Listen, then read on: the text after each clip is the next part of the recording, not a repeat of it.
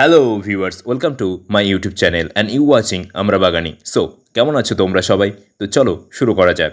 যেহেতু ছোট অ্যাকোয়ারিয়ামটা একটা বড় অ্যাকোয়ারিয়ামে আপডেট করেছি, তো তার জন্য দরকার টপ ফিল্টার। তো আমার হাতে রয়েছে শোভ কোম্পানির একটা মিডিয়াম সাইজের টপ ফিল্টার। তো চলো সেটাকে সেট আপ করা যাক। তো প্রথমে যে হাতে দেখতে পাচ্ছ, এটা থেকে সাধারণত ফিল্টার হওয়া জলটা পাস হয়, আর তার উপরেই একটা জালি। বক্সের একদম গ্রাউন্ডে থাকা ফুটোতে ওই নলটা লাগিয়ে নিতে হবে, আর তার উপরেই এই জালিটা বসিয়ে দিতে হবে। আর মাঝে প্লাস্টিকের একটা পার্টিশন, আর তারপর এই বায়োমিডিয়াগুলোকে বার করে নিলাম বা ফিল্টার। হাতে দেখছো একটা পঞ্চ, এটাকে একদম বক্সের মাপে কেটে নিতে হবে, যেমনটা আমি কেটে নিয়েছি।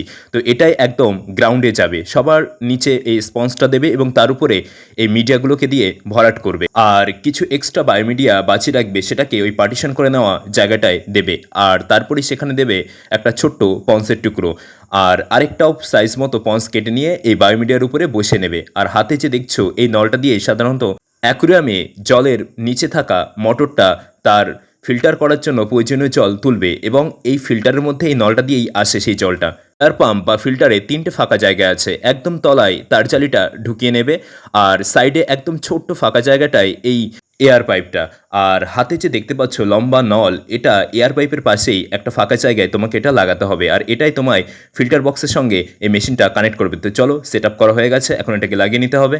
এটাই ফাইনাল ভিউ। তো বলো কেমন লাগছে। আর অনেক সময় এয়ার মেশিনটা একটু নিচে লাগানো হয়ে গেলে জলের চাপ মেশিনটা নিতে পারে না, তো সেক্ষেত্রে একটু উপরে লাগিয়ে নেবে।